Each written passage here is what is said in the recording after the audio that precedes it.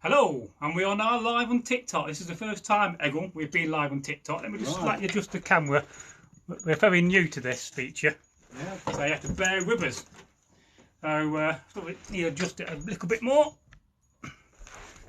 Got to see the both of us on camera. Woof. So I hope we're live now. Yep, okay. So we're going to talk about. So what are you dressed as, Egil? I'm dressed as a Viking. They gave it away then. Said. Got the usual. It looks like a pixie hat, but it's called the Frisian cap. No, that's not the Frisian cap. That's the bird cap. All right, it's a bird cap. Got my sign of wealth, my necklace. It's the old pagan one, so I'm an early Viking. Indeed. I have my skirta, or shirt as we call it today, because it's a very hot day. I'm not wearing very warm over tunic, and I've got some sturdy breeches, full length, and of course the old leather shoes. You can't beat a good pair of Viking shoes at any period. It's actually quite. I mean, at the moment the weather outside is extremely warm, but very warm. I don't feel too hot or anything. No, I'm a little bit sunburnt from yesterday, so I'm just feeling that on my back. Yeah, I was repotting some plants, and I thought, oh, I'll take my top off and get a bit of a suntan. Yeah, big mistake. Yes. But no, as I say, I mean, it lets the air circulate, whereas modern shirts tend not to. But the knack of Viking kit, or any kit in any period, is if you can feel comfortable and there's not things falling off or rattling against you. Yes, you don't, put your belt on and your belt keeps slipping down. That's always the problems I used to have when I first started this hobby. But you learn to tighten your belt up really tight, stop that from happening. Well, I found that once when I was doing a walk through York, I think it was, and I hadn't got a proper belt buckle. I got leather thongs, and I hadn't tightened them, and it's annoying as you're walking along to feel things slipping. And it's not a leather thong in the modern context, is it, Egil? No. Just get that right. You don't go around wearing thongs. A string of leather. Yes. Like this. Yes, there you go. That's a leather thong. Very useful, and I think all reenactors should have one of these if you're definitely a Viking in your pouch. Because you never know when you tie your sword back to your bow. So I'll give you that back. It's mine anyway. Thank you, so we've got some comments here. Let's just look at these. I've got to bend down because they're so far away. So please say Phoebe is the worst. Well, I don't know who Phoebe is, but I'm sure she's not the worst. So hello, and what's this? It's a live stream of two Vikings called Bragi and Egil. Hi. I nearly pointed you as being Bragi then. Yeah. So, and we've never done a live stream on TikTok, so this is a first for us. We're more used to going live on YouTube, to be honest. And of course, we're in the old vertical format, so you have to try to squeeze yourself in. I mean, you couldn't do this with a 2 metre distance, could you? Well, no. But I've had my jab, so I'm okay. Oh, yes, that's another subject. And I'm sure there's many folks out there wondering, well, how did you start in this hobby of reenacting as a Viking? Because a lot of these guys and girls will not know that. No. They'll be new to us. But, do you want me to... Yes, go through that. What happened was, I was at the University of York doing archaeology and history. Yes, he's an archaeologist. Yeah. And a historian. And after I'd done my finals, you got a lot of time doing nothing, and I thought, what can I do? Me and my friend, a lady friend of mine, she was a pal, we went to the Jorvik Ingeherd, the famous Viking centre at York. Oh yes. Had reenactors, and a wonderful guy called Pete Gardner ran it, and it was great fun. It was more craft based rather than sort of bish bash boshing, although we did a fair share of it.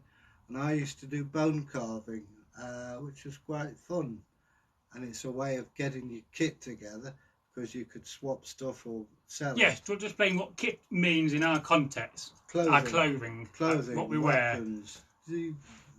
Things that make the reenactment go around. A lot of these I've hand sewn myself. I do, that's one of the beautiful aspects about this hobby as reenacting the Vikings and the Anglo-Saxons, is that you can go along and you can teach and learn everything from blacksmithing to silversmithing to, how to do embroidery or how to sew, bone work. It's endless, really. Well, I mean, as I say, I started off in York and we had our own forge and everything else.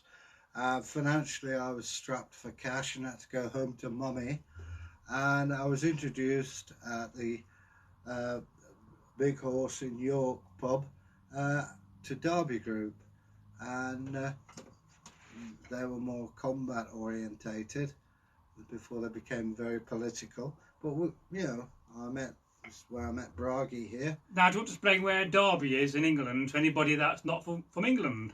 You may be watching this. The Midlands. It's in the middle of England. I think you're about as far away from the sea as you can be in this country. Yes, we definitely are landlocked. Yeah. Definitely. But, and if you ever see in the series The Last Kingdom, they often talk about Mercia, and Mercia is a part of the world of England where we come from. So, hail Mercia! A very beautiful part. Yes, indeed. And being as I come from on the south coast, Kent, that's quite an admission. I'll have a look at some of these comments. They're too far away for me to watch these. Do you have a YouTube channel? Yes, we do. The YouTube channel is called Northworthy Sagas and Stories. If you type that into Google, it will prompt you straight away. And what do we do on the channel, Egil? All sorts. We do traditional sagas, we do stories, we answer questions on history, archaeology, and we do fun videos as well. Yes, which is and we do all that in a fun and educational way. So we're not going to bore you to death by talking at you about some history subject. We're going to try to entertain at the same time. So what I tend to call ourselves is edutainers. We educate and we entertain. And there's not enough channels doing this on YouTube.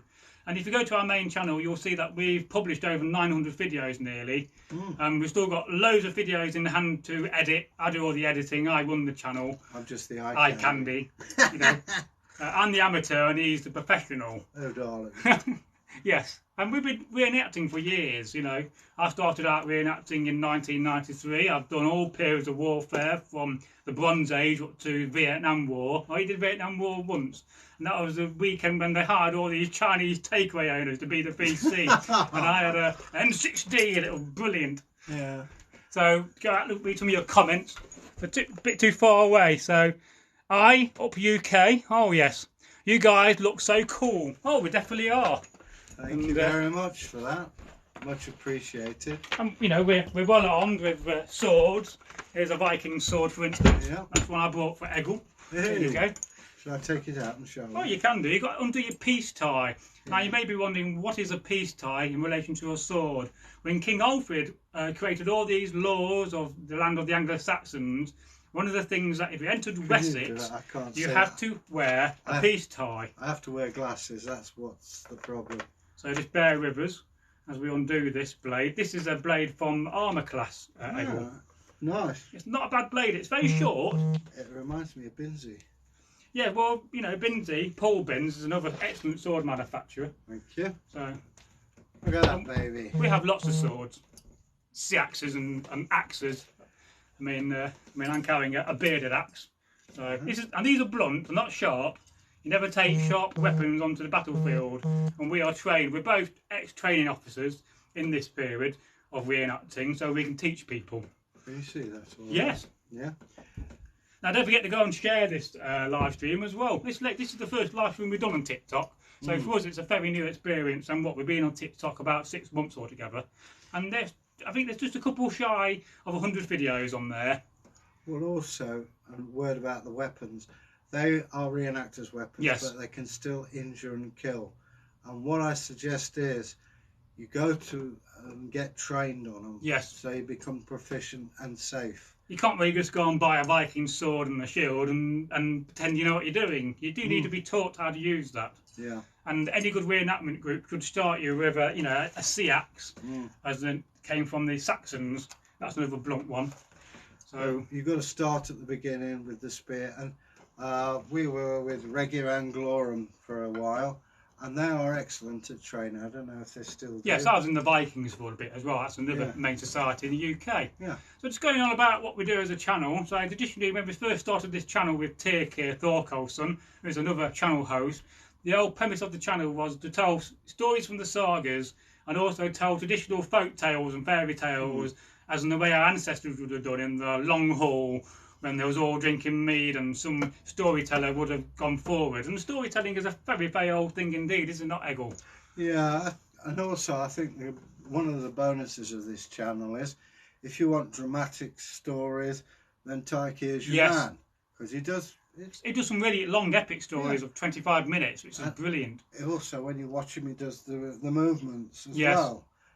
If you want a bit more light-hearted, then that's where we come in. We do more humour in our stories. I mean, you can see some of the stories we've told. I'm having to really concentrate not to laugh my head off, because Egil can be very funny when he does his funny voices. Yeah. And we've known each other for many years, so we just bounce off each other. And we do like to be funny. And I think we try and cover as many areas as we can, possibly. Yes. As I say, Tyrkir does the more formal, dramatic, and some people, that's what they want. Others just want to have a quick giggle. Then yes. Here we are. So after a while, we told a number of stories on the channel. We got into doing historical content. So there's quite a bit of that. If you want to learn about what is a Seax or a Viking sword or a Viking axe, then there's lots of videos on the main YouTube channel with that. And there's one or two videos on TikTok with that too. I mean, we'll make more content like that in the future. And also, don't be afraid to ask a question, or if we think we're wrong, because we're not perfect. No, we don't get it right all the time. And if we are, please let us know. So let's go look at your comments. I've got to get down because I've got good knees. So hello from Shelton Lock. Oh, hello. Great place to be. Yeah. I like Shelton Lock. Got a very big mooring for canal boats. All right.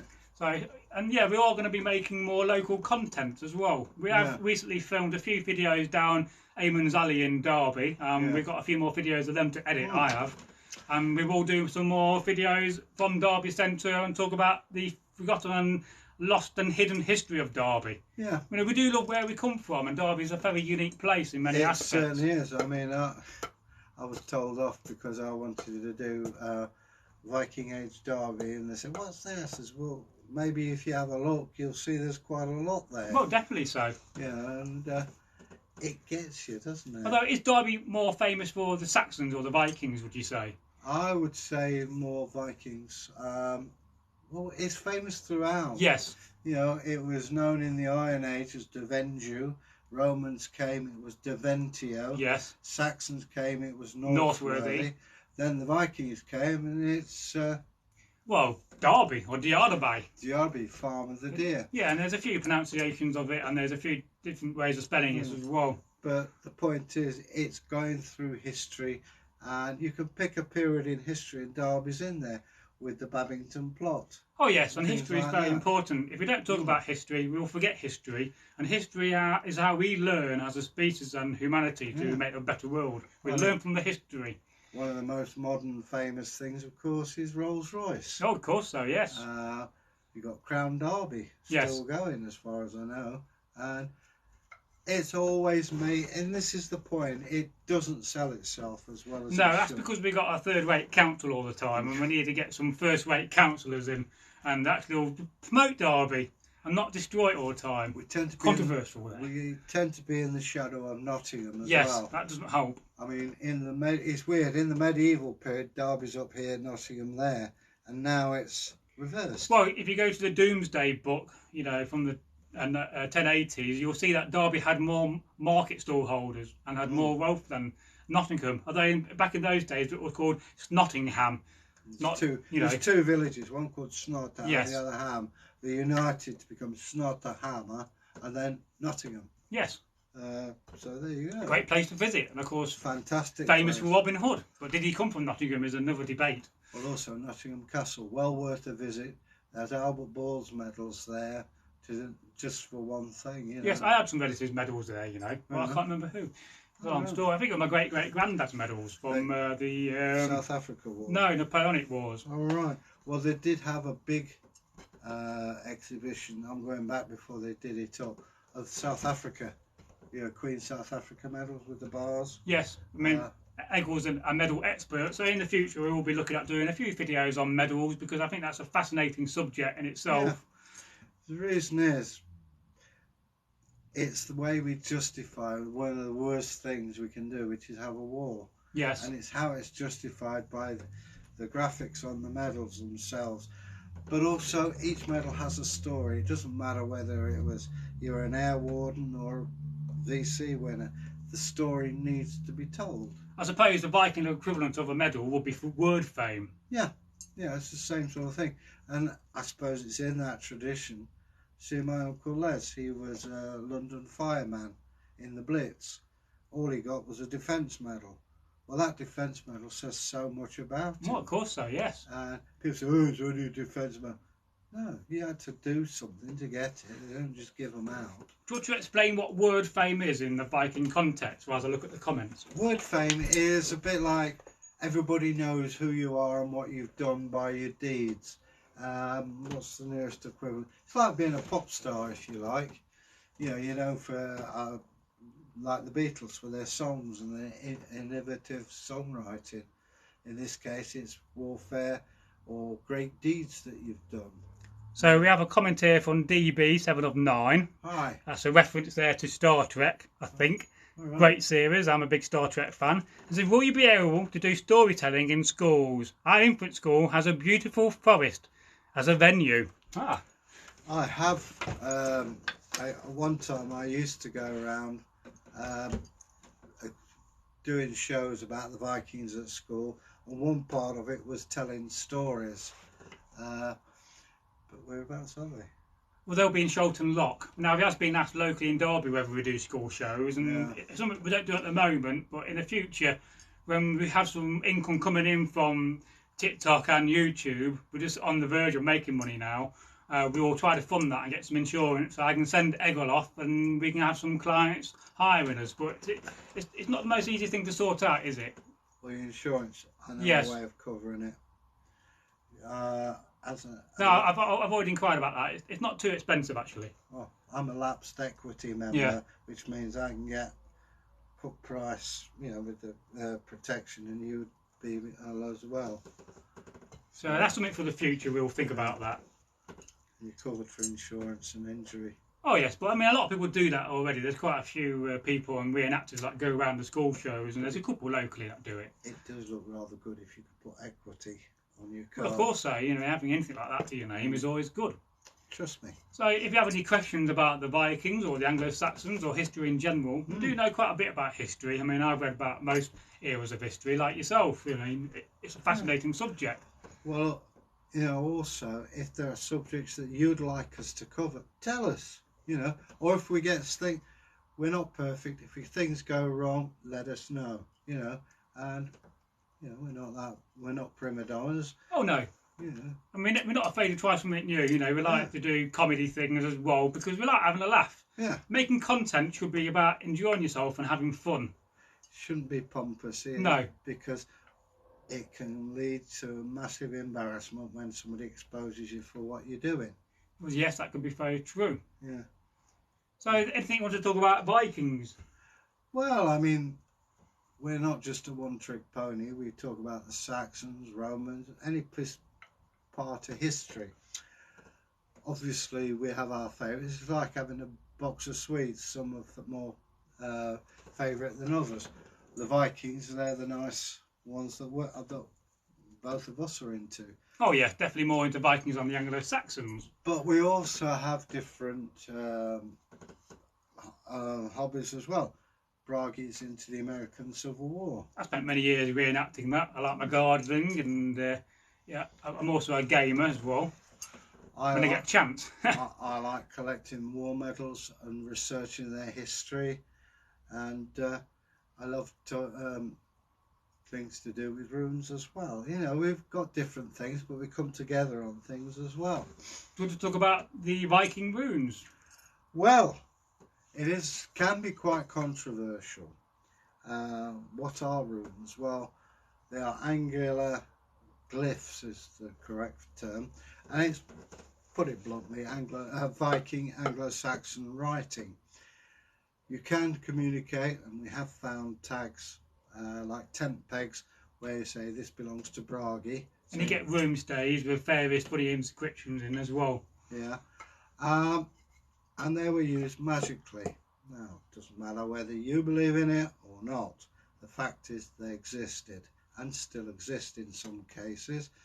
And you'd find there have been finds of slips of wood with seemingly nonsensical script on them, hidden in marsh. Oh yes, definitely. They found a load recently in Denmark last year, I believe. And that is magic, because the runes, You can guess some of them by the letters like the letter R, which is shaped like a capital R.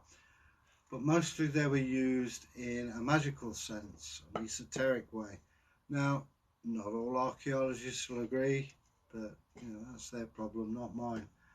I've studied the runes for 30, 40 years. It's a long time. Yeah, and I'm still nowhere near proficient. You could be the oldest Viking on TikTok.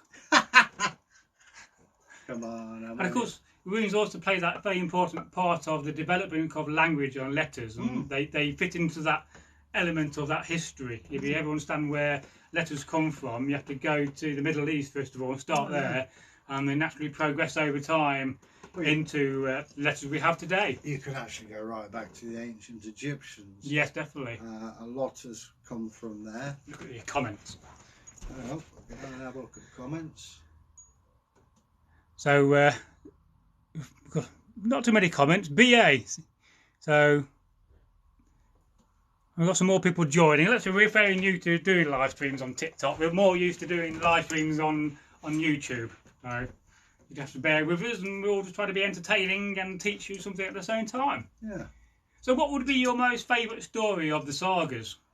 Well, I'm prejudiced. Egil's saga, obviously. Excellent saga. Yeah. We also know that he existed. Yes. We also know he lived to be a very old man. That is Egil Skallagrimsson.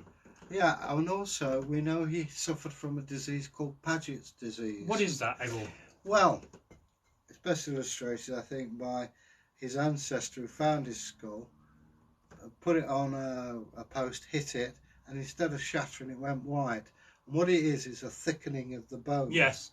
And we know that Egil, towards the end of his life, had trouble with his head and put his hand up like that to hold his head. And the poor old fellow went blind. But he was 90 when he died. I won't ask you to bend down and get down to read the comments. It'll take you all day. I'm a proper Anglo. My papa's given us beer since 5. Good on you. Oh, yes. I mean, it's a funny old thing, isn't it? In France and different foreign countries of Europe, they'll introduce children to alcohol. We don't do that so much in the UK, but I think it's a good thing because if you're at a table and you're maybe 10 or 12 or 13 and you get given a bit of shandy or a small glass of wine, it's a good way to introduce that person to alcohol. It is your responsibility. Yes. I mean, also another trick the Vikings did was, and they still do it in Norway.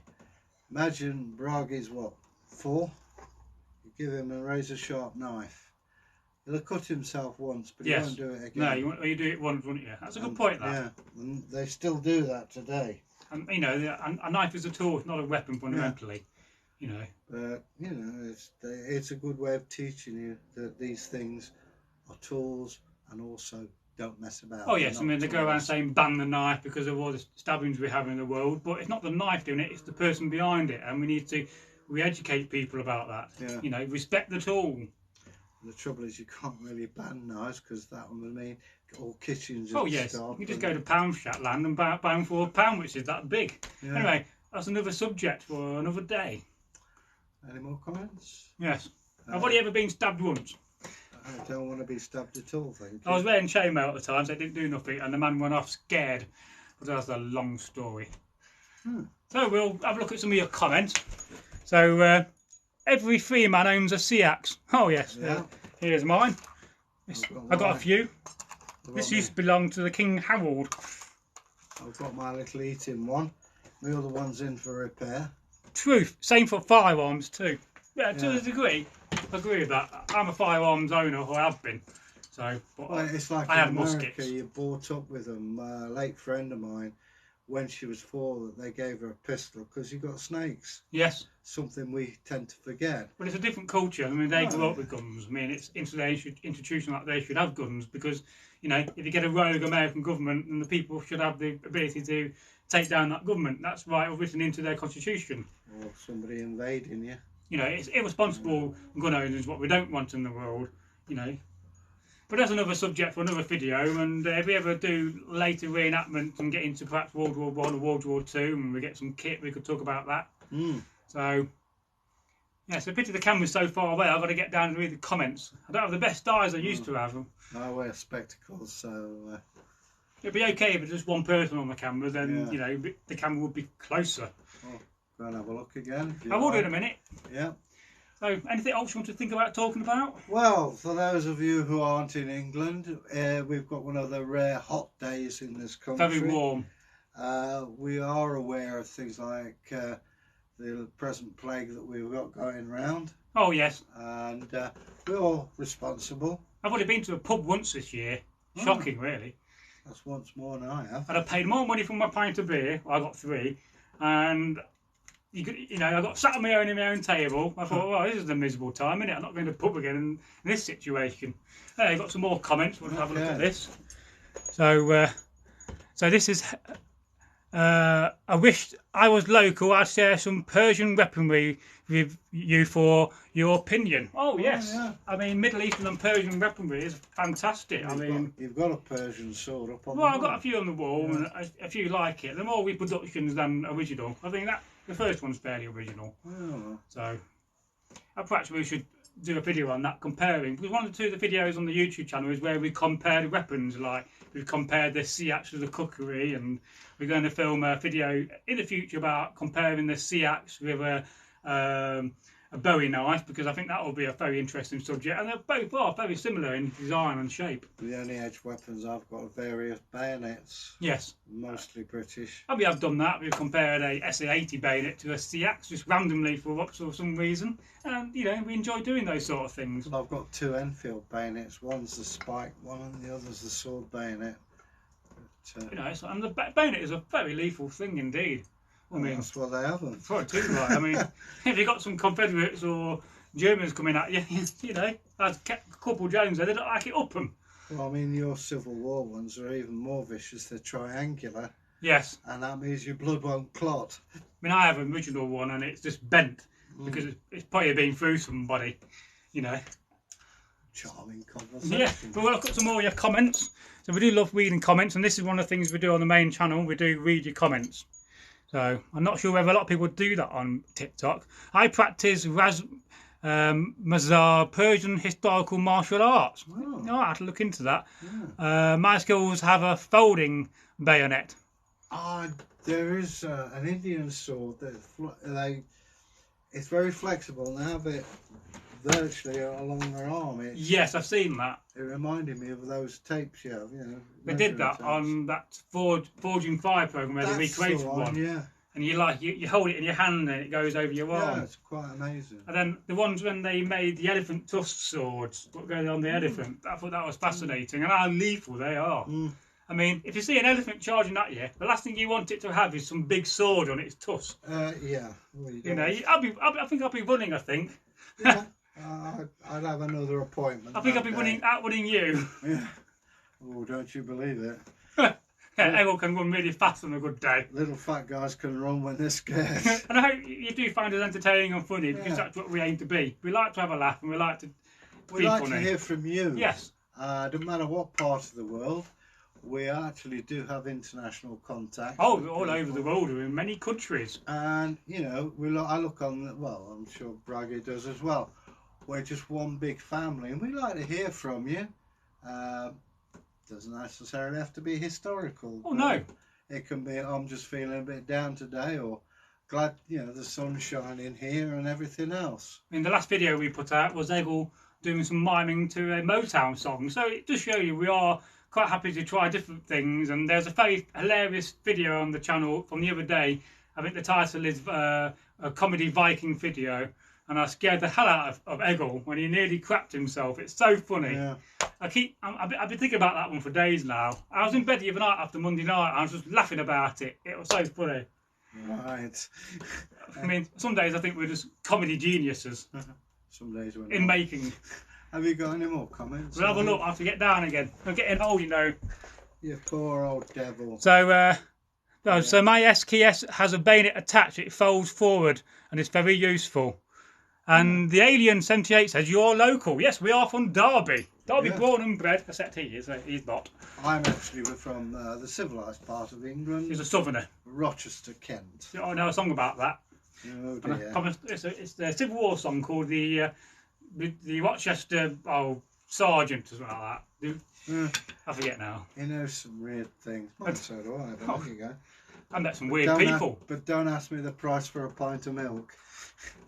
£1.30 if you get it delivered. Oh, I have to go and buy it. We used to have it delivered. Supermarket. Oh yes, I mean we take milk for granted, don't we? Really? Well, being as I live on a first floor flat, and it'll probably get nicked anyway. Well, yes, if you leave your window open. So, oh yes, you could have invaders right now sitting in your chair like your flat. Tell you what I have. We do have ducks. Mm. You sit there watching telly. We have the window open. You hear quack quack. Oh, quack. where you live? Yeah. Really? Well, there's rivers near, just outside the jail. There's a canal there. And then you got the yes, I suppose that's true. Then you got the big one in town. Is that Mark Eaton Brook? Yeah. Yeah, I thought so. A lot of it's under grass. Under the ground now. And the other part is by what used to be the Industrial Museum.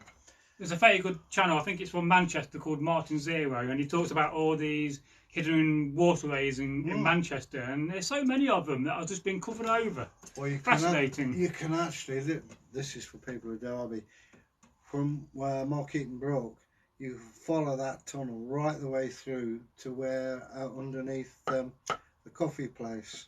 Yes, if you go to the main channel, you will find some very interesting Anglo-Saxon and Viking-inspired poetry talking about the various sites at Mark Eaton. For instance, the watermill, which used to be an Anglo-Saxon mill, which was knocked down in the 1870s. It's a shame. And also, if those of you who are interested in Derby, there's the Richard Felix channel. Has he got a channel? I don't think he does much content, to be honest. Well, it's not like us. He's not professional like us. We've been on. And I say that I've worked with him. A joke. He was my captain when I was in the TA, Territorial Army, which is like the National Guard. Yes. Only we don't fight. Well. And what was your experience like being in the army, the Territorial Army? I loved it to bits. Were you good at following orders? Yep. Well, go and make me a cup of tea then. You don't hold the Queen's Commission, so. Oh, I am an NCO officially. What he has a reenactor. Hot puppies. No. Because in reenactment, ranks should always be earned and never given. And so many people turn up. I remember an event once, I did a Civil War event, and we had about 20 Lincolns turn up. And they had a fight about who was the best Lincoln. It was one of the most funniest things ever seen. You know, the short Lincolns, fat Lincolns, tall Lincolns. And like Benny Hill, one says, I'm the real Lincoln. No, I'm the better Lincoln than you. And they end up having a fight. And there's about 20 of them. And then you go to events and you'll be like 20 Robert E. Lees turn up. It's so funny. And we call them plastic fantastics because the kit is rather laughable. It's not hardcore, authentic kit like it should be. There was similar occasion. I was in Leicester. I think it was somewhere in Leicester, or I can't remember. It's a big place. No, Liverpool. Sorry. That's miles away. And we had two Julius Caesars. Yes. One a short, fat guy, and the other tall, thin one, and they were trying to out-Caesar each other. It reminds me of a documentary I saw, kind of a film on Netflix about Napoleon. And there's two major figures that play Napoleon. There's an American guy and there's a French guy. And the documentary was following these two geezers about. And then it was onto the build-up of Waterloo in 2015. And it showed you a lot of these French troops who basically marched all the way from their hometown to Waterloo. And it's a fascinating documentary that on Netflix. Yeah. Well, it's good fun doing reenacting. I enjoyed it. I mean, I suppose I'm getting a bit long in the tooth for it, but... Oh, you're not that long yet. I've done filming on Yesterday channel. I was on that. Comments. Oh, right. I should get some glasses I could zoom up on it. So, I've got mine. So Flatherphil 45, why are you dressed up like that? Well, because we are content creators and we dress as Vikings in our videos. Yeah. Let's face it, if I was just dressed in a Guns N' Roses t-shirt and jeans, I wouldn't stand out. So this is why we do this. Also, in this weather, it's actually very cool. Most comfortable. Yes. That's one of the aspects about dark age clothing, is that in winter it's very warm and in summer it's very cool. Also brings out the ancient hippie in me. Yes. The beats, baby. I mean, we live like Vikings. I mean, I'm a Viking through and through. I don't go out raiding and raping. Well, you can't do that no more. This is why we created this channel and the YouTube channel, because I asked myself a question a few years ago. As a modern Viking, how can I honour the gods as a Viking and not go raiding? I can't exactly say to Egil, let's go and get 100 longships together and go and raid France. I'd like to, but it's not very PC, and somehow I don't think the French authorities would let you do that. I think you'd be machine gunned Yes, before. probably so. And also, they wouldn't let you in Tesco's. No, definitely not. So I kind of came up with the question that we're going to invade YouTube with content. And we'll have a bit of fun. Yeah. And, you know, if you've got no fun in your life, is that what you for want? me, it's about legacy. When I'm departed from this world in many years' time, we'll be leaving something behind. Yeah. And I think that's what a Viking does. They try to leave something behind in word fame. Yeah, there's partly that. And also, we live in a very bland century, really, don't we? We're doing it in a way. And if you can't have a bit of fun, and that's all it is fun, coupled with historical research, then, you know... Laughter is good medicine, after all. Well, we're not hurting anybody. We're trying to connect, you know, with people. And what was it Suetonius said? A man who doesn't look whence he came from will remain forever a child. And I believe that. And it's also about honouring our ancestors as well, and, you know, trying to talk about that. Well, as I say, I've done a bit of research on my ancestors. My mother's side was the posh side. One of my ancestors is buried in Exeter Cathedral. He was an archbishop and an envoy for, I think it was Henry II, something like that. I've yet to go and see him, but... well, yes, it's pretty amazing you can go back in your family to, what, the 700s, even further. I mean, I've never done my family history, go that far back, so one day I'd like to do it. My mother's maiden name was Branscombe, which means lawgiver by the river. And there is a village of Branscombe, which I assumed we owned, but don't get impressed. You're only as good as yourself today, you know. I'm a pensioner. So we're going to look at some more of your comments. Hang on. So, just got some smiley faces from the Alien 78, nice. And then Hayden, the crippled. So hello Hayden, and thank you for following our content on TikTok. I've seen you leave a few comments, and we always appreciate that. Hi, it is in your blood, and yes, I think it is. You know, definitely. The thing is that I found out, have a bit of fun, but don't take yourself too seriously. And this was one of the problems I had with reenactment societies. You know, they tended to believe that they were, I don't know, Hunger the Terrible, and I rule this land. You're not. Yes, you can get people with egos and chips on the shoulders in reenactment. It's like I said, you know. It's wrong, really. My character, you wouldn't want me anywhere near you. I'm an aging mercenary and slave trader, but I'm on the dole in reality. Once we'd finished the battle, you go home. And do you want to explain what the dole is for anybody that does not know? Unemployment. Yes. If you're unemployed, you receive a benefit. What's the Americans call it? I couldn't tell you. Yeah, but anyway, it means you haven't got a job. My mind's gone blank on that one. And it brings you back to reality. And that's why I did it, was to spend from Friday night to Sunday afternoon. I could just forget the world. And it was great therapy for me. It is. It's one of the best hobbies you can have. I mean, don't take yourself seriously. You know, I've seen people strutting about in peacetime. And I think we all know who I'm talking about. They thought they were a Njal. And you think, no, mate, you're on the dole. You know, you're nothing. You're just the same as everyone else. It's just what you do at weekends. We have met some amazing characters over the years, haven't we, doing this hobby? I've done that, and I met film stars. I'll tell you who I did meet. Kevin Watley. Who? Kevin Watley, who was in Inspector Morse. Oh, right, yes. Geordie guy. Lovely bloke. He spoke to me. I played the same pet. Yeah. No, yes, I know what you mean now. He was a really nice guy. Yeah. There was the guy from Blake 7. Who? I forgot his name. But what's Blake 7? I know what Blake 7 is, but I never watched it, to be honest. Well, you didn't miss much, and he was a bit of an actor, because he said, I've just been in my little helicopter over to Capri. I'm not a lesbian, I'm a lesbian. And then moving on from that controversial subject, there's always a joke on camp, there's that. A lot of reenactors, they do have a very funny sense of humour, don't they?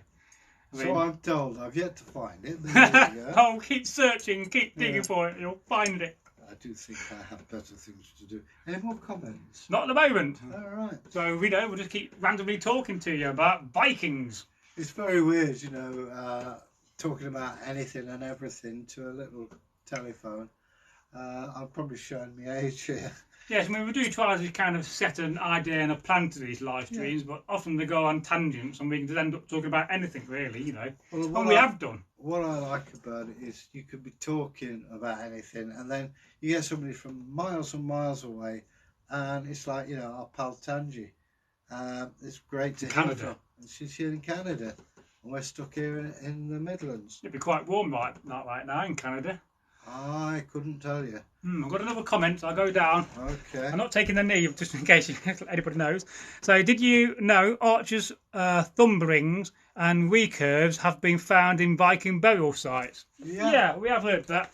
I mean, we often forget that, you know, in the Viking Age and the Age of the Saxons, there was a massive trade routes. I mean, if they can get silk from the Middle East and you know, precious gems, then they could no doubt find someone making recurve bows. It would have been a rarity to a degree.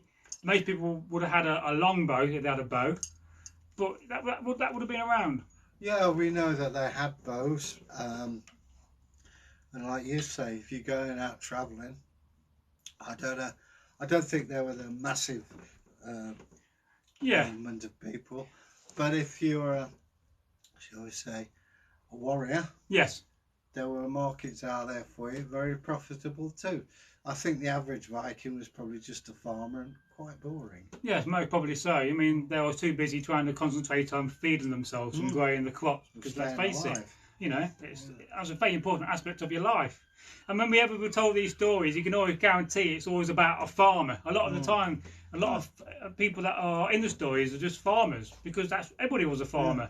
Unless you had Coin and Rolf. When we're quite lucky, we would be classed as high-ranking Vikings. We had silver, and we have a few weapons which, you know, the average Viking would not have. But the downside is every time... Not every Viking had one of these. But the downside, of course, is whenever there's any trouble... He's dropped his sword. It's all right. Oh dear, oh dear. There we go. Put it back in its scabbard. Training Vikings nowadays. And there's a difference between a scabbard and a sheath. Now, a scabbard is always a solid construction. This is wood lined with sheepskin and has leather on the outside, whereas a sheath is flexible. So, just in case you want to know the difference, as a not in yet. So I just didn't want my eye taken out by a pommel. You look like Odin, you know, the All-Father. You'd be the old Egil. No, I'll be having to have a monocle instead of spectacles. Look at some of your comments. So, you have to be rich for a recurve. Yeah, I definitely agree with that. I never really fired a recurve bow. I fired a just little longbow quite a few times. I have. You're lucky then. My brother had, it was fiberglass, but my brother had a modern one, and let me tell you, they're pretty powerful things. There's this German YouTuber that talks all about bows. I can't remember his name, but recently he talked about a video. He had a crossbow, and the poundage on that crossbow was incredible. God, you know, compared to a longbow. There are amazing weapons out there that you wouldn't think. Yes. Like, you know, you just showed a sword. There is a firm, or used to be, I remember, and it wasn't steel. I think it was carbon fibre, and they're hacking through God knows what with it. I mean, it costs you a couple of grand for just one sword, but it was amazing to see it. It was a bit like Hollywood, you know, where you see them chopping through. And it was, I think it was a carbon fibre, and they were making swords. And of course, you see the bows and things.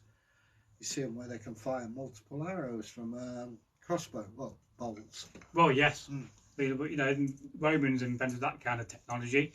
There was one of them for sale on eBay a few weeks back. A guy selling a Roman catapult. Quite amazing, really. Catapult. Yes, and you had the one with the we used the bow. The ballista. That's it. I forget. Some days my mind goes blank. You know, I'm only human. Well, they're still out on that one. Well, yeah. Are there any more comments? Yes, another comment here. We've got some more people following, and So anybody that's just followed us, great. You're more than welcome. Yeah. You're talking about the German guy who makes crossbows. Yes, I That's can't, him, I yeah. can't remember the name of the guy. You know, I watched quite a few channels, and he's very entertaining. It's not one of these historical channels that bores you to death. You know, we try not to do that. We try to be entertaining and exciting at the same time with a bit of energy. So. Yeah. It's amazing what they can do now with technology. Weapons that have gone before. If you think, oh yeah, but yeah. And let's the conversation's dry. You carry on. I go and get the bow I started working on some years back. Well, I found it the other day. Bragi is bringing a bow he's starting to work on.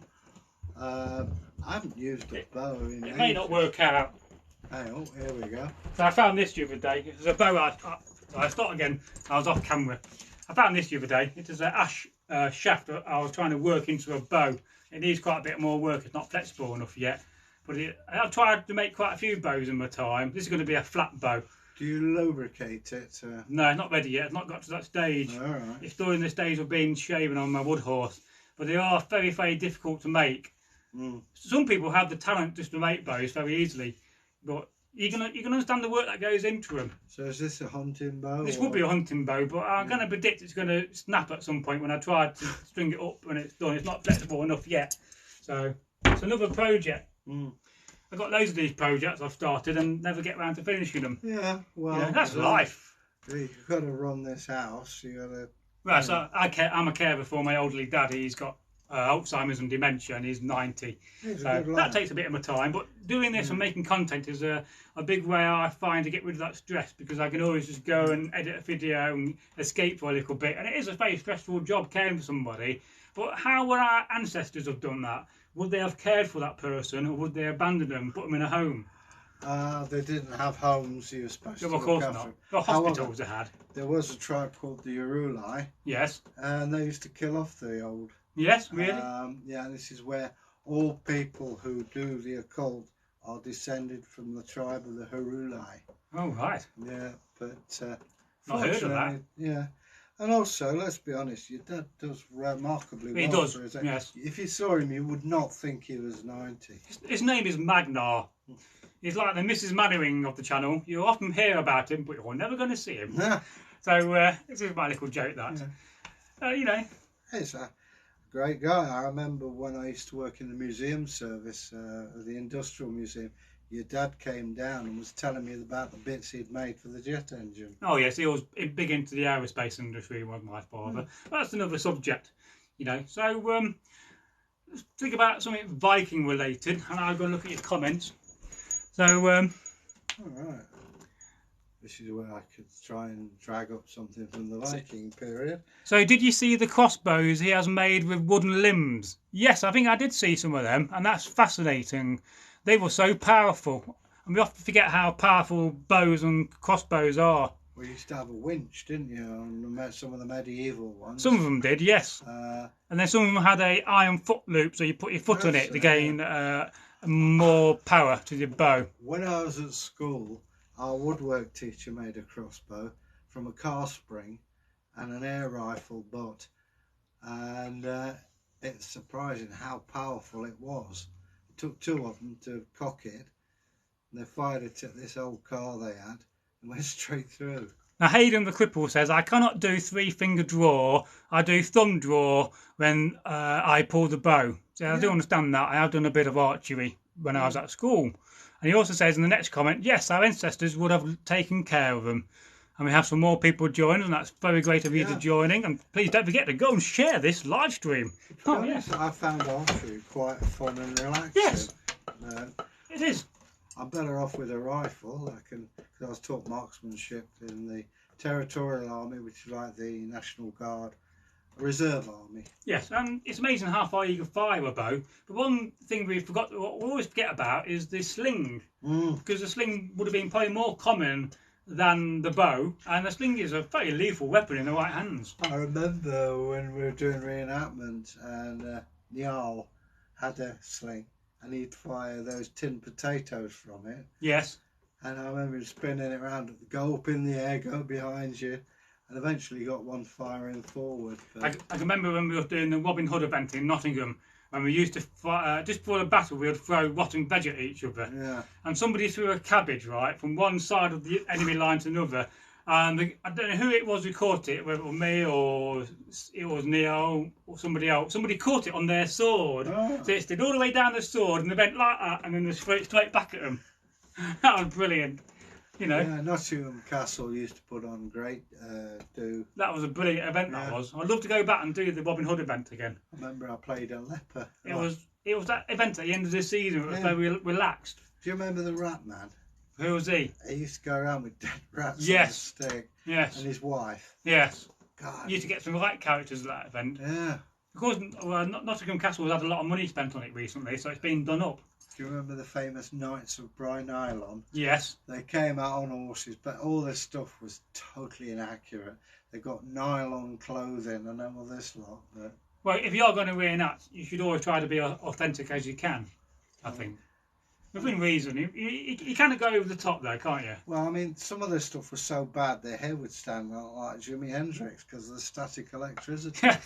You know, they spent all the money on the horses, but they looked really effective. But, Nottingham's a great place to visit, by the way. It is, yes.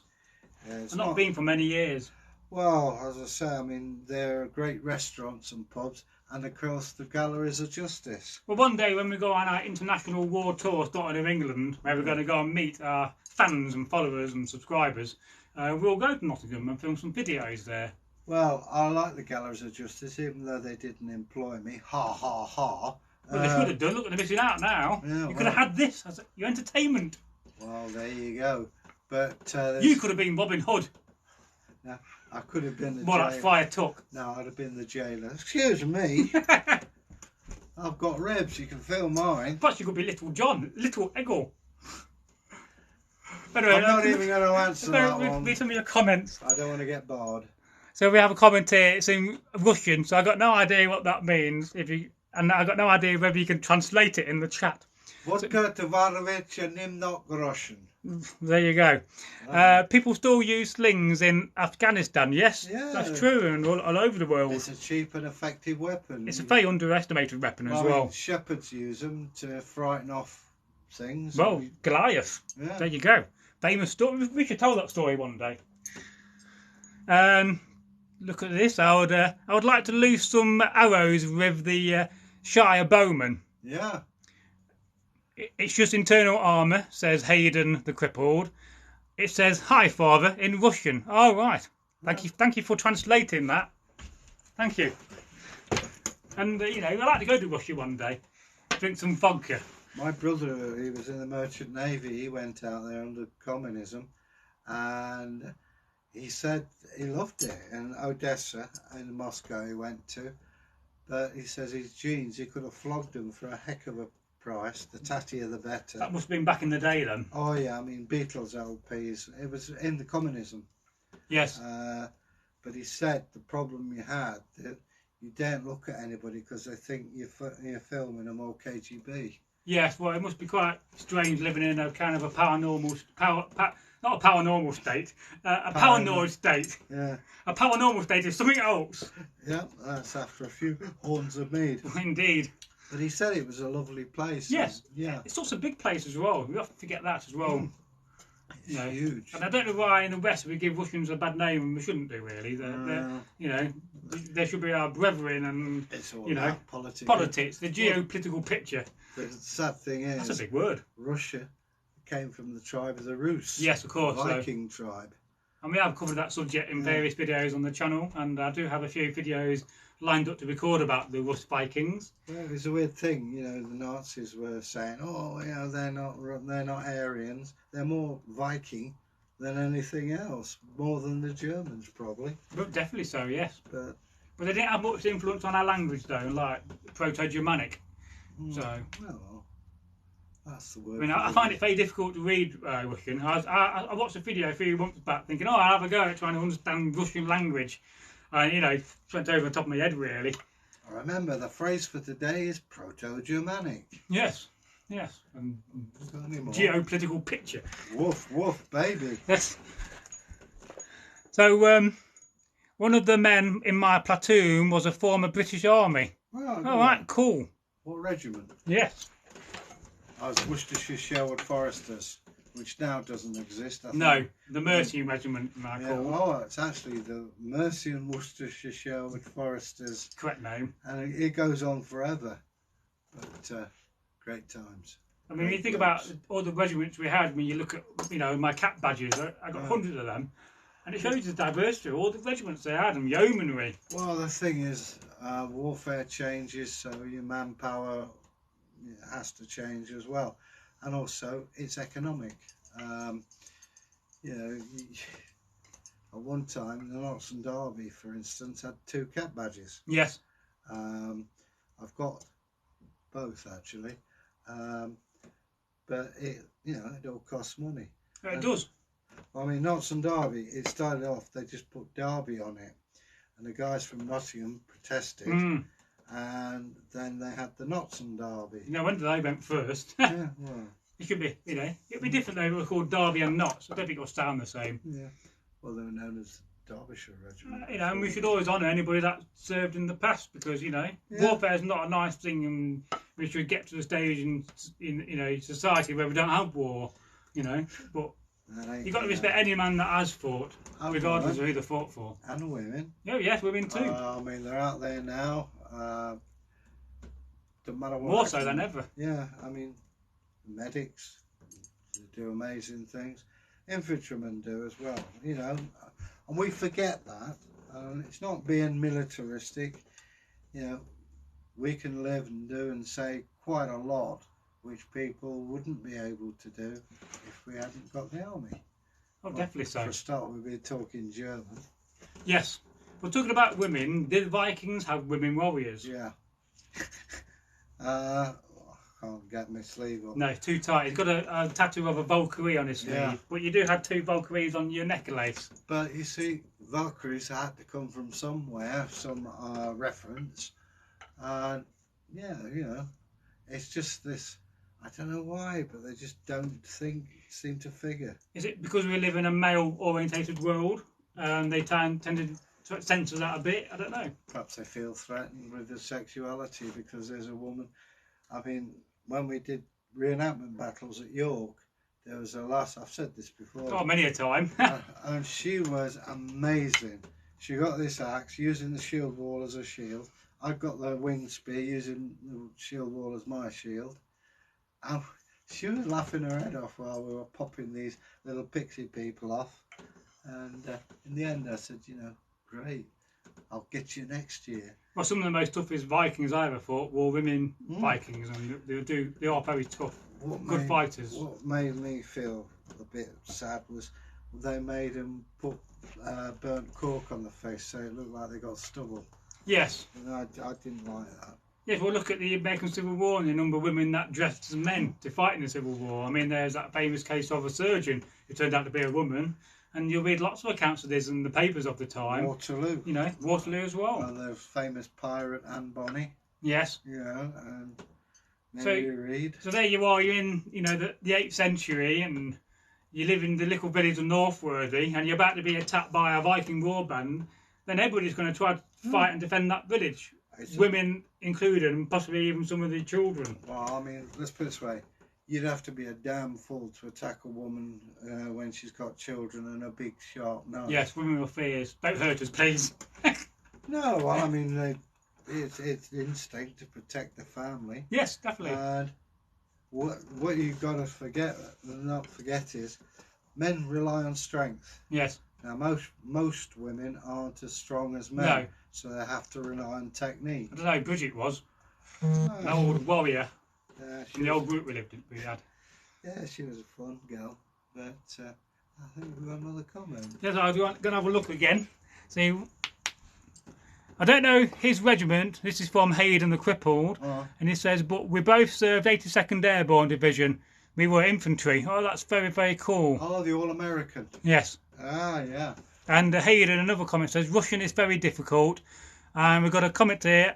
So I'm not got the best eyes. I need your glasses. Give me a second. I've got as Saga nor my shirt says hello. And I hope I pronounced that wrong. I probably haven't. And we have a comment here from Jamie Cal99. Greetings from Ireland. Oh yes, Beautiful country, beautiful people. Definitely. I did some filming there at Clos McNoise. Oh yes. And I'll tell you something, they do a fantastic meal. You can't get chips, well you can, but what they do is have a ball of mashed potato, Yes. about the size of a tennis ball, Right. and they drop it in hot fat. Wow. I never tried that. Oh man. You're making me hungry. Yeah. I've not had my breakfast yet today, Egil. You know, I just eat one meal a day. That's enough for me. So look at your comments. Bear with me as I get closer. Don't get too scared. The only issue I have with seeing firsthand with women in combat is carrying rooks for long distance. Rucksacks. Oh yeah. Yeah, if you've got 80-pound weight in rucksack, that's quite heavy. Yeah, but I mean, having said that, you imagine carrying even just a 6-pound baby. Yeah. You're gonna be tired. Well, yes, and They have different strengths. That's why you got men and women.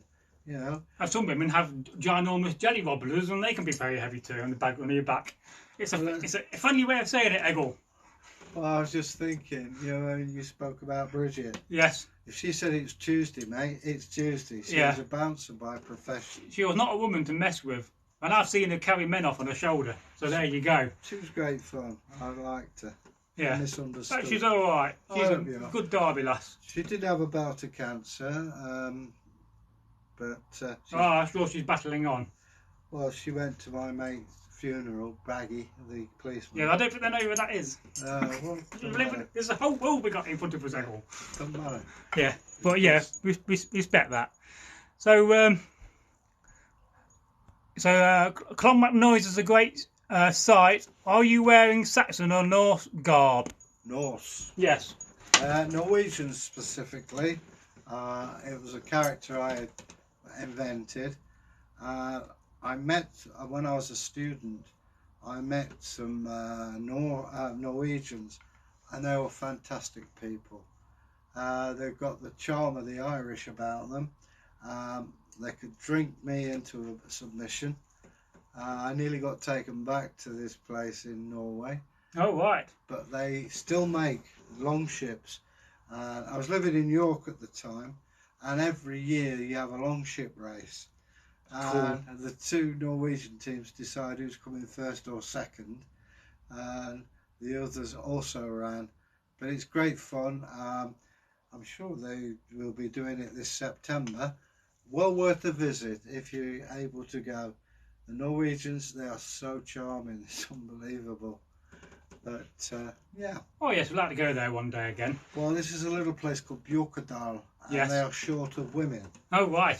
So. Still today? Yeah, well, as far as I know. But I was quite surprised they tried to take me off there.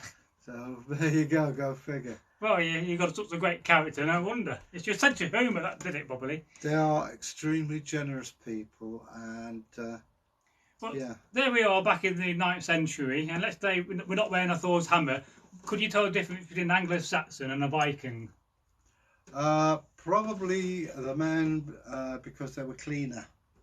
They washed once a week, whether they needed it or not. And that is why women of the Viking age like Vikings more than Saxon men, because they were cleaner. I find that fascinating. And why the church banned them from Saxons from washing. Also hairstyles as a giveaway. Let me think. Remember the guy in ABBA, the blonde-haired one? Vaguely. Yeah. Well, that's sort of Norwegian style, and it was actually outlawed by the church. They've outlawed some mad things, the church, haven't they? Well, they realised that it was the Christianity could be under threat, and once that goes, you're going back in time instead of forward. I mean, the big advantage the church had was that they wrote things down. So yes. Maybe you could write something about a rule or a law or whatever, and then 3 generations later I come along, read what you've put, and say, oh, right, you know. Well, they had more learning, didn't they? You know, they were educated. Charlemagne had a massive hand in that. Yeah, well, Charlemagne could read, but he couldn't write. That's also quite fascinating, really. Well, we are used to equating the two, but it meant he could read anything but not put his name to anything. And do you think we take reading and writing to advantage these days? We don't take it, we take it for granted, I should We say. take it for granted, but also I think we tend to forget there are people who are dyslexic, severely dyslexic, Yes. who can't, no matter what they do, can read or write. Doesn't mean to say they're ignorant. In many cases, it's quite the opposite. But yeah, reading and writing, we sort of take it for granted. But if you notice, nowadays it's changing where people shorten things like. Well, so yes. You are. It's just the letter U. You and the R, yes. That's very modern of you, Egil. Slang. It's an amazing subject on its own. Well, I mean, language. It was described to me as like, imagine a meteorite going through space. Bits flake off. Yes. And they go to the back and are lost. And you hit other bits. These are the new trends. Other bits fly off, come round, and end up back on again. And as you go through time, it's called progress. Oh yes, one of your funny dancing videos, you might be trending on TikTok one day. Hey! Oh, who knows? And do you know what TikTok is, Egil? That's what clocks do. Yeah, well, that's what it's named after. Yeah. The TikTok of a clock. Actually, we're very new to TikTok. We've only been on here 6 months, which I guess, I don't know how long it's been around for, to be honest. So look at your comments. Hang on. Sorry about the yawn. Yes, well, it's been a long day and it don't really help with all this heat either. And I had to get up dead early this morning. My dad had a blood test. I'm a tired teddy. So, love it. This is from Jamie Carroll, 99. Love it. Love to go to Norway myself. There's no bad blood even if we beat them at Clontarf in 1014. Battle of Clontarf. Yes. Yeah. And he says, love the axes, two lads, very similar to that used by the Gallo glasses. Oh, the Gallo glasses. Oh, yes, we've got lots of axes. Mm. And we don't need to grind them. No. We have done in the past. He's just nipped off to, I presume, grab an axe. No, No. it's a sword. I thought I'd show you something nice. All right. This is a very early Viking blade, and this is a pattern welded blade. Oh, beautiful, isn't it? And this was actually made in the 1950s by a Danish blacksmith who actually went out and he found a lot of bog iron and he went through the whole process of making a sword. And then for many, many years it stood in his workshop, just the blade itself. And I think it was it Binns, I think, found it. It may be Binns or Ivor Lawton. And then this was sold eventually to Tyrkir, but that is a very nice blade. I never realised it was that old. Yes, that's what the story I've been told. Mm. So it's quite an old blade now. It's much shorter than the standard Viking sword. It could even be pre-Viking in a way. It's probably based on the Roman longsword. But what influence did the Romans have on Viking society, would you say? Not a lot, because they just didn't conquer the areas that we know. No. But they have been finding Roman buildings a lot further in on the Germanic side than they first thought. They seem to have been built, which is no mean feat, and abandoned. No, right. That's interesting. Yeah. I mean, some of you out there may well know more about it. If so, please let us know. Yes, we can't remember everything. I mean, we read that many books. Some days you forget half the things you read, you know. Oh, sorry. Boy, you ought to get to bed early. I do. What you need is a channel to tell you a bedtime story. Yeah. We told a few bedtime stories, just for adults, really. Yeah. We don't really care. We are a family-friendly channel on YouTube, but on TikTok we don't mind swearing. I've got to go for a minute. Carry on, Egil. Well, once again, I'm left holding the infant, as it were, talking about this, that, and the other. So please forgive me if I ramble. Bragi's called away. The carer, I think, is going home. I must admit, I'm pretty tired myself, so please forgive me for yawning. It's not boredom, it's just I'm tired. But as I say, this is a new thing for us, and we invite you to speak to us. We're always happy to speak to people from across the world. This is the great thing. I don't understand computers and things, but I do understand it's a great bringer together of people, and that's got to be a good thing, to exchange views and see how people are going and getting on. Yes, we do all kinds of things. As I say, we've got the serious side, which, you know, those of you who are into that. We do sagas and stories, which again, certain people like. We have Tyrkir, who does more traditional sagas and stories. Well worth a look. We tend to go more for the light-hearted side of things, but we cover all kinds of aspects of Viking society or Norse society. We like to have a bit of fun as well. We do silly things, but that breaks up the more serious sides of things. We try not to offend. And sometimes, if you know more about a subject than we do, please let us know. We're not founts of everything and knowledge. I trained as a historian archaeologist, but that was when God was a child. But times move on and ideas come out and change, and some things, people forget archaeology and history is a product of its time. Things like, if you look at a historical program in the 60s, you'll see a very different slant on, say, an archaeological historical program of today. And it's a way, I don't know, justifying society the way it is, or trying to trace something back. It's horses for courses, as we say.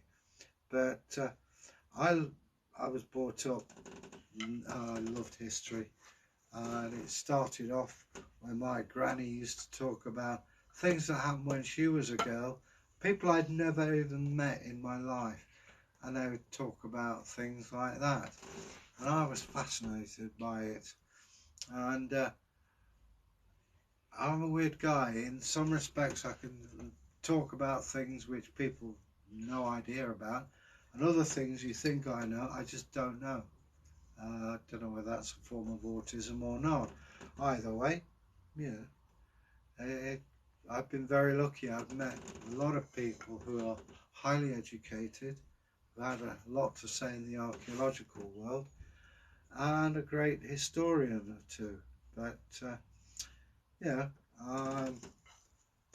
we do this to try and bring people into the society of the past, and to let you know that archaeology and history is not a dead subject, it's not dry and boring, it's fun. We were lucky enough to have a programme in England called Time Team, and that brought history and archaeology to the masses. And that sounds very patronising, I don't mean it. But one thing I was told at York by my professor, we've got some beverages. Cold drink for you, there you go. You. And we were told history, archaeology is not for just a few gentlemen in tweed jackets in a common room in Oxford. It's for everybody. It's for everyone. And that's what we do. And you got to know where you come from. I'm going to have a drink because I'm drying up. And Bragi's coming back and he's going to talk and see if we've got any more comments. Hang on. I thought we'll just show off another nice piece of kit on the channel. This is one of the nicest copies of the Coppergate helmet you'll see. It's cost quite a bit of money, this one did. And if you go and look at the original Coppergate and look at this one, exactly bang on. It's in the Yorkshire Museum. There's only a few of these in the world to this standard, made by Ivor Lawton, a very famous man who makes stuff for the British Museum now. The original has got a cut mark across the nasal bar. It's quite heavy as well. So I just imagine this was left in the ground just to be, to be scrapped. Most probably. That's amazing. Well, weapons defence is dynamic. You think of the steel helmet of the First World War and the fiberglass helmet the troops wear today. So we have a comment here from Nino James. He says, hi there. Hi, Nino. Hello. Welcome. Don't forget to follow us on TikTok. We will be trying to put out regular content every day. We'll occasionally miss doing some content. If I get too tired as a carer, it can some days wipe me out. But we will try to be consistent. And we're trying to publish as many videos as we can. And I live about 3 or 4 miles away from here, so... He has to walk to get here. Don't be fooled by that The Peter Pan. phone's going. I've got to go answer that. Once again, the phone is ringing, and I don't know what this is. I'm having a nice iced drink, talking about this, that, and the other. But it's like I say, some of you out there may have ideas about what you would like to know about. Let us know. We try our best to diversify along the historical archaeological thing. I'm not saying we have all the answers, but we can research it, and that's what it's all about. It's communicating around the world. I'm drying up here. We can do practice. We talk about stuff we can research. I mean, Bragi actually is a very talented guy. Not only does he do all the computer bits here, but he can do the sewing, woodworking, and he's a very skilled artisan in his own right. Hello, he's back again. This time he's toting some orange squash with ice. I could put one in there for you, but I don't want you stagging home again like you did the other week. Yeah, but I was just saying about your skills, forging, sewing. Oh yes, but you know, the skill is a Viking word, and the equivalent to an Anglo-Saxon is craft. I always found that quite amazing. Not to be confused with the cheese spread made by the firm of the same make. Oh yes. Only with a K. Got any more comments? Don't know. I'll have a look, Egil. No. I don't know. I think it's about time, isn't it? Yeah, we will be going soon. It's just gone 6 o'clock, and Egil's got to walk back, and he's rather tired today, aren't you, Egil? Well, I'm an old man. Yes, he's nearly 70. I nearly said something that would be censored. You can swear on this channel. Oh, no, that's the sign of... TikTok, I don't think it's so bad as compared to YouTube, where we don't like to swear on YouTube. I mean, I never swear. Bollocks. Yeah, right. No, I'm a devout Christian. I think there was a study by a big university that kind of demonstrated that highly intelligent people swear. Well, it's always said there's no such thing as swearing. It's merely a misapplication of a word. There's a right time and a wrong time to swear, and it's quite interesting that a lot of our swear words come from Saxon, of course. You know, it makes you think what swear words did the Vikings invent. I can't really think of that right now. So. Murky. Murky. You hear these lovely weather girls going, "Oh, it's going to be murky." Murky. In Norse, it means shitty. Oh right. That's the exact phrase of it. So it's a bit murky tomorrow. So it's a bit shitty out, is it? Oh, I remember that one. Or you could be mjukafasa. Yeah. Shit-faced. Yeah. That's when you're drunk, of course. You could do some videos on there. I remember that. Do you remember Derby Group used to shout, "Racky Tross"? Yeah, what was that one? Squirrel shit. Ha. Yeah. But that's about all I know. Oh, I know. Little Manny. We're not the channel to go to learn how to speak Norse or Viking. There's lots of channels that do that. Yeah. Little Manny. Little Manny, yes. As you go, Viking or Little Manny, Saxony Little Manny, which will translate as Viking big cock, Saxon small cock. Well, I must be a Saxon then. But well, you know what I say. You got to blow your own trumpet. Oops. Not if you've got a belly in them. Oh, let's not go there. It's getting a bit.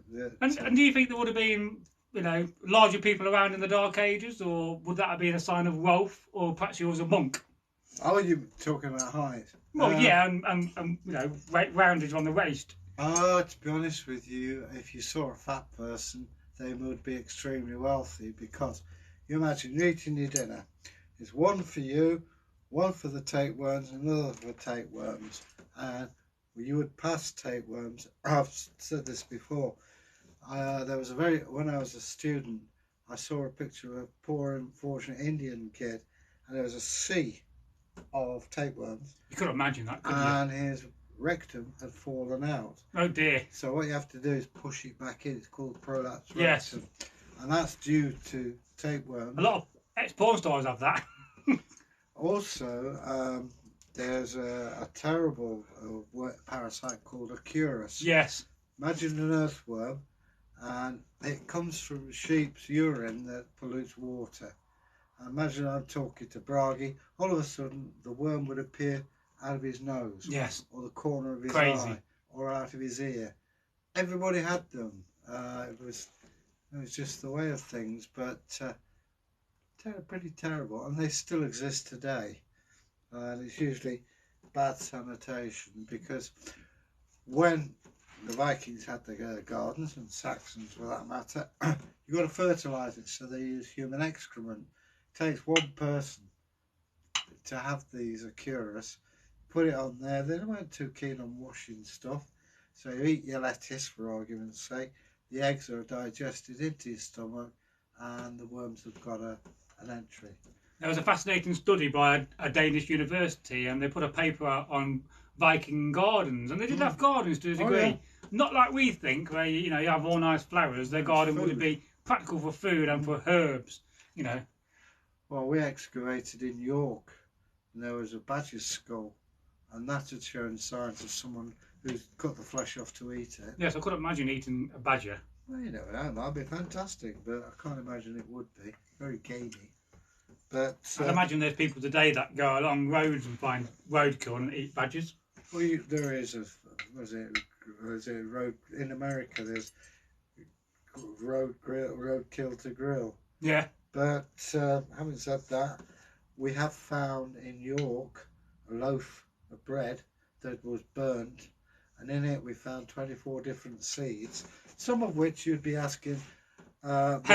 Yeah, well, you had been asked some very penetrating questions by the authorities. Yes, depends where you live, of course.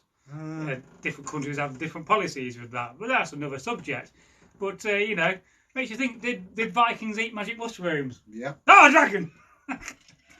Let's keep going this time. Oh, I did that in a video the other day. It's on the TikTok page.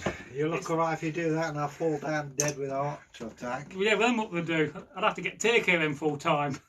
Good luck, mate. So, have you ever tried pushing water uphill? No. Yeah. No. I'm ready to do anything once. Have we got any? Yes, I'll go and have a look, see if we've got any more comments. I need to get like glasses or some binoculars. Well, I have glasses, but I'm banned from wearing them, even though I can't read it. So I think we've got 2 people watching. On the top it shows how many people are watching, so that's great. Now we are going to go soon because Egil's got to go home. And we do thank you for watching this live stream. Because I've got to figure out how to end it as well. So with a song. Well, carry on then. Big spender, spend a little time with me. Bum, bum, bum, bum, bum, bum. Ooh! Random song bum, of the day. Bum, bum, bum, bum. Ooh! Wouldn't you like to have fun, fun, fun? Let me show you a bum, bum, good time. You want the stage for yourself? I always said you'd be good on the stage, sweeping up after us. What do you say? Oh, yeah. It's leaving town in 5 minutes. Be on it or under it. Okay. So any more comments before we do go? Any more questions we can answer quickly? Perhaps a fast 2-minute questions fire round of random questions. They've got a comment here anyway. Love the song, said Shalom 420692. All right. Yes, I kind of promised never to sing on camera again, but now and again I do find myself singing, and I do like, because I spent lots of time in the 18th and 19th century, I do lots of shanties. Every night I hope and pray a dream lover will come my way, because I want a girl to call my own. I want a dream lover, so I don't have to dream at all. What's that in my ear? It's called talent, baby. Talent, you got buckets of it, Egil. Yeah, it's just left outside. There's no limits. Trouble is, it smells a bit, and there's lots of flies. You're far better than the BBC. Oh dear. But he's not as corrupt as the BBC. We're not corrupt at all. Controversial, but they are bad, aren't they? I mean, recent things we're seeing on the news. I have nothing to say. I call them the British bullshitting company. What does it mean? Will you stop that? You're such a naughty boy. I'm a man, not a boy. I hate being called a boy. It's like when you go on the Xbox and somebody or squeaker will come on and say, I want to go and play. And I say, no, bugger off. Talk to me, a boy. I'm a man. Oh dear, go on then. I'm still laughing at that. Looks like a man, but talks like a woman. That's that Four Seasons sang that. Yeah, 4 Tops, whatever it is. I saw one of them in Don't Ibiza. walk away, remain. Yeah, sorry. You'd be singing all the way home now, won't you? Oh no, at least it's not that particular song that sticks in your head. The neighbour saw you the other day walking up and they wasn't going to stop to give you a lift, but they decided not. That's fair enough. Well, I don't think he had room in the van. I know my place. Have you got any more comments? Not as far as I can see, but it's nice to have, you know. Yeah. Well, would you like to see some more of these live streams in the future? I mean, Yes, especially the one with the big moustache. oh yes, and what a great moustache he has. It must be the best moustache on TikTok. Well, I wouldn't go that far. I did film a video with him the other day, or I filmed him doing a video talking about how to get a great moustache. You know, Practice. hey, a moustache. Well, you see some of these moustaches online, they're horrendously big. Oh yeah. And you see the world record for one. A guy, when he died, they shaved him. It was a Victorian guy. I think there's a World Moustache Championship. We'll have to sign you up for that. No. We could send you to Germany. No, I wouldn't even get past the first sign. Well, we could all, you know, you'd be a long shot, wouldn't you? 40 to 1. This is bum fluff compared with some of this. Well, yes, well, you know. But, it's quite interesting how you always talk about the Bayeux Tapestry when you see the Anglo-Saxons. Oh, yeah. A lot of them have moustaches. it was a sign of being English. I'm not old enough to have a moustache or a beard yet, really. Jackanory. I can remember that growing up. Yeah. Because if you're in America, you probably do not know what that is. It's a bit like Sesame Street for the middle classes. But no big bird. Yeah, it's for the middle classes. Yes, probably is for the middle classes. Yeah. I'm really in Essex and I'm rather good. Yeah, don't start. Right. So we're going to say goodbye now, as Egil's got to go. Yeah. He's got a long way to walk back. He's old. And he wants your dinner, don't you? Well, I'm going to buy it first. What are you going to have for dinner tonight? Probably a meat pie. Woof, woof, baby. What kind of a meat pie? Steak? Whatever they got. Chicken? Whatever the co-op have in offer. I quite fancy some duck tonight. Quackers. You see, where my university days, we had loads of ducks because we have lots of ponds. Yes. And you got sent down if you actually tried to eat one of the ducks. Really? Oh, yeah. It's like eating swan. You're not allowed to do that, are you? Ah, well, I remember there were some foreign students. They got sent down because they found the bill of a goose in their waste paper bin. Quite right too. I like ducks. I've got to go out and water all the plants next. We'll be thirsty. Is that a euphemism? I've got lots of trees I'm growing. Right. Should we? I'm going to randomly start growing redwood trees and plant them all throughout Derby. Yeah. Anyway, I'm going to look to end this now. Wish me luck. I don't know how you end. Oh, look, quite simple. That's far easier than YouTube. So goodbye, folks. And Goodbye. Don't forget to follow us.